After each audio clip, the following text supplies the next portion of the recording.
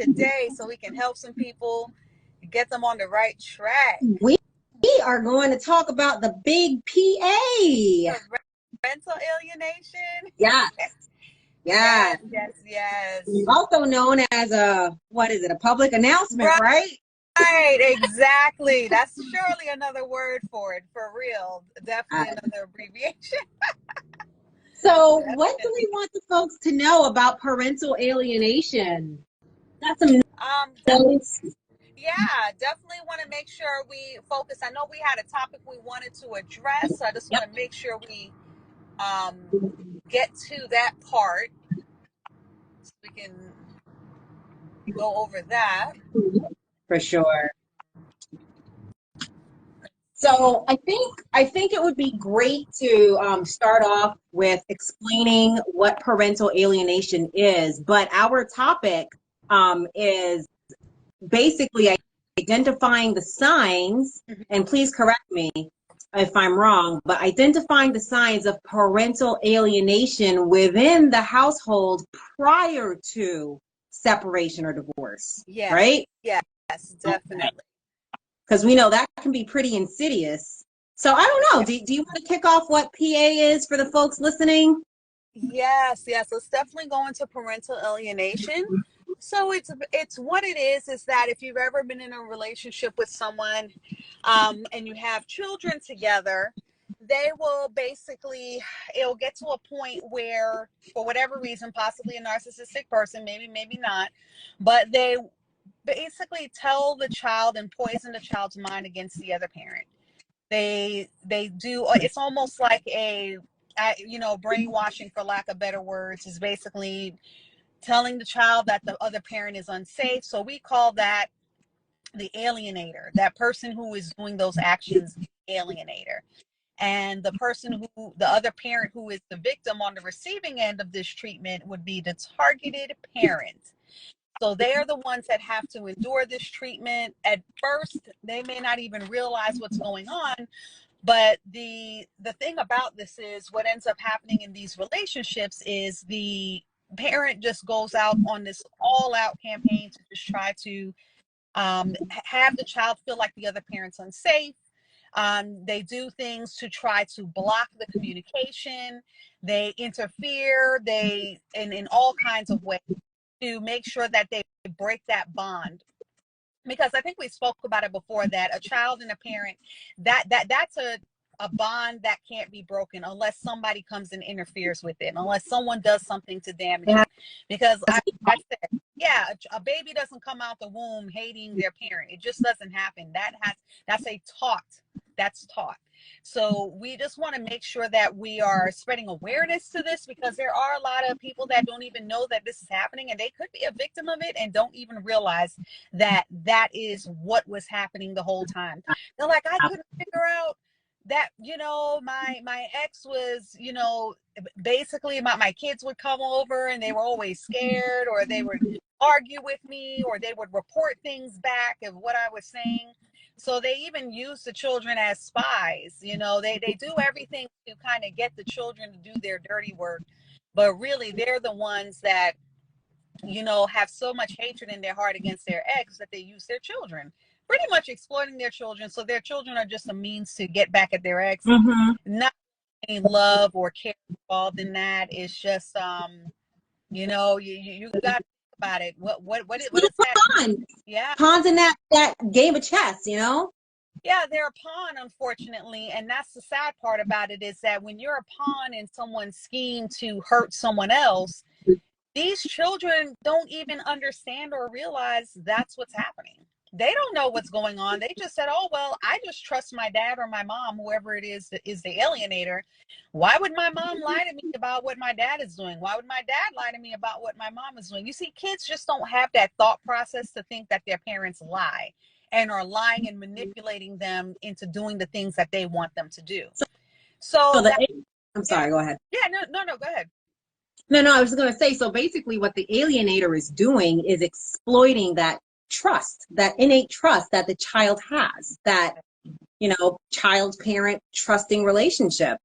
Yeah, it's a blind trust. I mean, it's just think about it. If we grew up not being able to trust our own parents. What kind of adults would we be today? You know, if we had to live like that.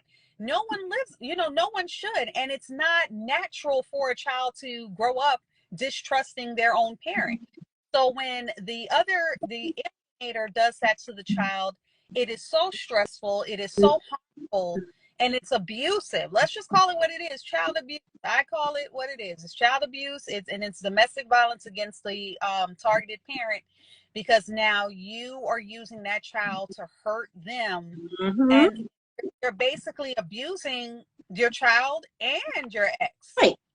Because you're denying the child of love and relationship that they deserve from that targeted parent. Right. Exactly.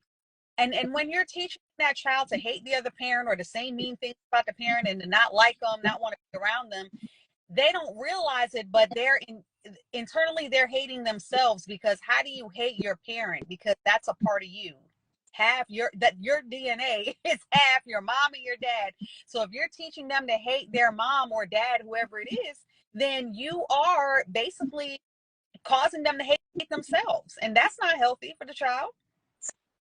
So let's talk about some of the behaviors that you would see within the household, because we know what it looks like when there's divorce and separation and visitation. Right. But what are some things that happen in the household kind of like that pregame? Because the alienator knows that we're going to go to court, we're probably going to get separated, right. There's probably going to be visitation. So what are some things that they start doing within the household? I have a couple of examples, and I'm curious to see if you would agree, but what are some things you think start happening? Talking a lot. You go ahead and share your examples. So I may or may not know someone who went through this, okay? We're just going to put that out there. Gotta put the disclaimer out there. I cannot confirm nor deny. Right. What would you say about, I don't know, a parent who likes to take the kids out to do fun things consistently on the weekends while the other parent remains in the home because they claim that the other parent is tired and they need their rest, and they're just going to take the kids off their hands for hours and hours and hours at a time? Right. What do you think about that? Oh, yeah. That's definitely a sign right there, because they're trying to isolate the children and gives them all the time in the world to brainwash them and feed all types of stories and narratives into their head to turn them against the other parents. So I think you're spot on right there. But what about the religious folk that would say, well, what if the parents are of two different denominations and one child spends all day in church with one parent, right, while the other parent worships in a different location? Wow. What would you say about that? Yeah, that's on so many levels, so deep, because now you're going into that division with the spirituality, and you're making the child believe that one denomination is worse than the other, or one religious belief. I look at it like this: if you married that person knowing that they had that different religious belief, why did you do it? If you're now going to say, well, I don't want my child to learn anything about what their beliefs and what their religion is, this is what it sounds to me like you're unequally yoked, right? So why would you even marry that person? And then now you're trying to divide the children and trying to act like, oh, well, that religion is the bad religion, or that's not the right religion, and this is the right way, and you're only going to go to my church with me. And I mean, come on, a house divided against itself can't stand. So why would you do that? And you're confusing the child, because they're wondering, like, why are you married to this person? You know what I mean? They may not say that necessarily in their mind. They're like, but how did this happen that both of you have two different backgrounds, and now you're making me trying to choose and split? You know what I mean? You can only imagine the what is going through their mind when they're being forced to have to pick sides and believe this but not believe that, and they're like, well, this is wrong and that's, how do they know? And I'll tell you one thing one parent will do. I'll give an example. You'll have one parent that will just continuously badmouth the other parent, like as soon as they like, oh yeah, he's no good, he's this, he's that. I mean, just constantly talking bad about the other parent. In front of the other in parent. front of the other parent. Yeah, and a lot of times they'll try to do a double team against the, you know what I mean? Like if it's a child and the parent going against the other parent, and then try to double team and have both of them, and they allow the disrespect. They allow the child to be disrespectful to the other parent, and they won't address it. So that's another way. So you know, we talked about that. And then, you know, but while we wrap this up, what are your thoughts as far as that goes, as far as all that alienation and everything? What is your advice to the people as we close out, that they're going through this and those signs they recognize that in their household? I would absolutely say recognize the signs first and foremost. Right. First and foremost, if you know, it's absolutely normal for two people in a relationship to have disagreements, but when the children are being pulled in, right, when the parent has no regard for the child's emotional well-being, because kids don't want to see their parents argue either, right? No, they don't. They don't. When there's one parent that is just absolutely trying their best to protect the child's emotional well-being, and there's another parent who goes against that, then that's definitely a red flag. Yeah. And I would also say seek support, of course. Yeah, definitely. Seek support. Get counseling, get a coach, get a support group, spiritual advice, anything, but don't go through it alone, because the goal is to beat you down emotionally, to the point where you really feel like you can't win. And it's all a mind game, really. It definitely is. Now, with you saying not doing it alone, I know you offer some support and some help. So where can people find you if they need support and help in this area, and they just need someone, like you said, so they don't do this alone? The easiest way is to hit me up in the DMs. Right. However. That's right, girl. That's right. I know you do too, girl. So definitely want to share that as well. Both of us are on this mission to help people. And I think it's wonderful work that we're doing. But if people want to find me, Coaching by Cassandra on Facebook.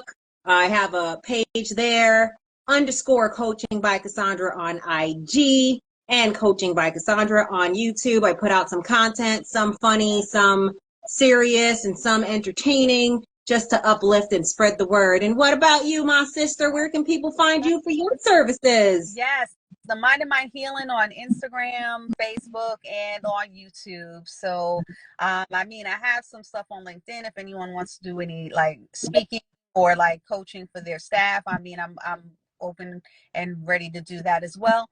So yeah, so definitely we just wanted to kind of bring this information to you. I hope this helps. I hope this was beneficial to you. So in the meantime, I always say I'm minding my healing. And what about you? How do you always go out?